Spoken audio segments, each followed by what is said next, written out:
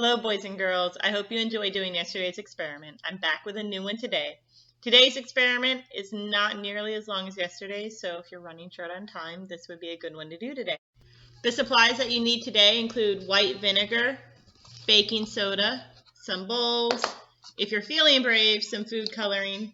You need a straw. It could be a big straw, like what you drink with, or if you're getting lunch, maybe you have a little straw left over.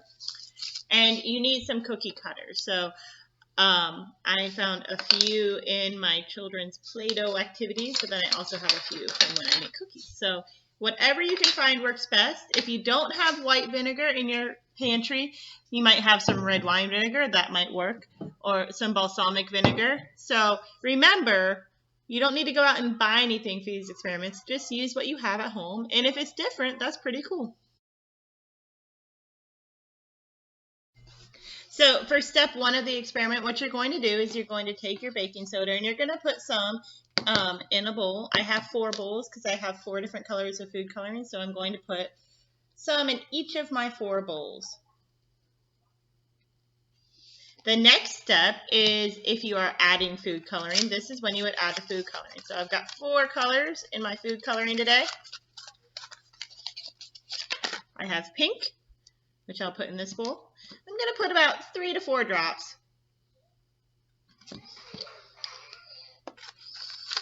I have teal, which I'll put in this bowl. I have purple.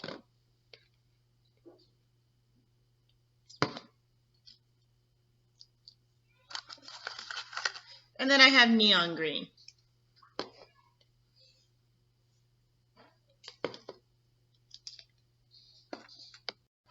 The next thing you want to do is you want to kind of stir your baking soda with the dye. It doesn't look like my drops of dye worked very well, so I think I'm going to add some more dye to make it more colorful. So let's see. Just kind of go crazy with it. Let's see if that helps. Might have had too much baking soda, but that's okay. We're just experimenting, so if that's the case, you can always go back and fix it. Now, you want to have it kind of moist because you're going to be packing this in to a cookie cutter. So if it's not wet enough, you can add some water from the sink, or you can add more or you can add more food coloring. Alright, so I needed to add about 20 drops or so of food coloring to make it stick together the right way. Remember, you can always add more, but you can't take away any of the food coloring. So start small, and if it doesn't work, there's nothing that says we can't add more.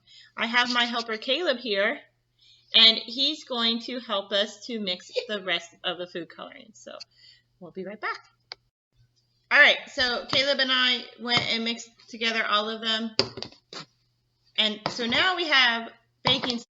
All right, so now we've mixed up all of our colors. And when you know you're ready is when your baking soda kind of acts like kinetic sand. So you can pick it up and you can form it, but then it also breaks apart like kinetic sand does. So when it's like that, it's time for the next step. For the next step, you can use a bowl or a plate or the table. It's up to you. You're going to take your baking soda. You're going to put it onto whatever surface you're using it, and then you're going to take one of those cookie cutters you have and you want to make a shape. So you want to really pack it in when you're making your cookie cutter, and smaller is better. Caleb, leave it here so they can see it.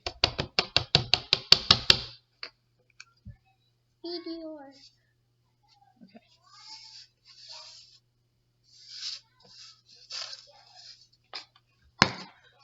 You want to take the leftover baking soda you didn't use and put it back in the bowl as best as you can. All right. Now you lift it up carefully. I think I packed it in too much. And look, we have an apple and purple baking soda on the ground. All right, so now we've mixed up all of our colors, and when you know you're ready is when your baking soda kind of acts like kinetic sand. So you can pick it up and you can form it, but then it also breaks apart like kinetic sand does. So when it's like that, it's time for the next step. For the next step, you can use a bowl or a plate or the table. It's up to you. You're going to take your baking soda. You're going to put it onto whatever surface you're using it. And then you're going to take one of those cookie cutters you have, and you want to make a shape. So you want to really, really pack it in when you're making your cookie cutter, and smaller is better. Caleb, leave it here so they can see it.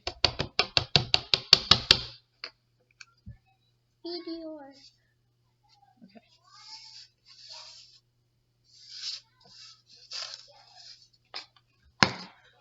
You want to take the leftover baking soda you didn't use and put it back in the bowl as best as you can. All right. Now you lift it up carefully. I think I packed it in too much. And look, we have an apple. All right, so we have one beautiful red apple, and we're going to go ahead and make one of every other color until we get our experiment.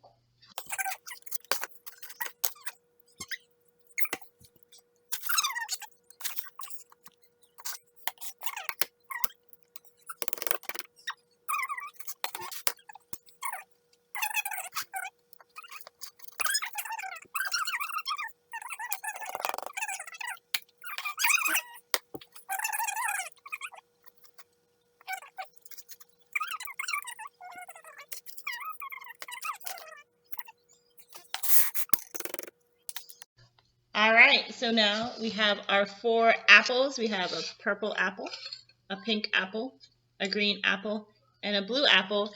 And now we're going to see what happens when we add the vinegar to our apple. So you should have your straw and your vinegar, and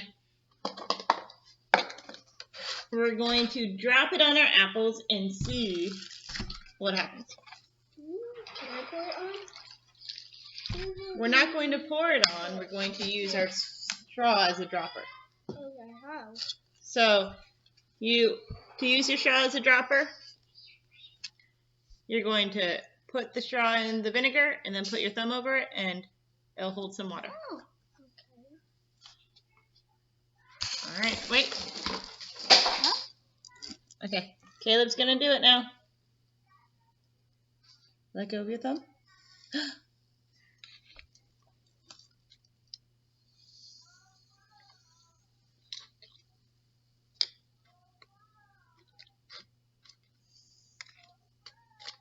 You probably knew this was going to happen. Do the other colors. Again. It turns red.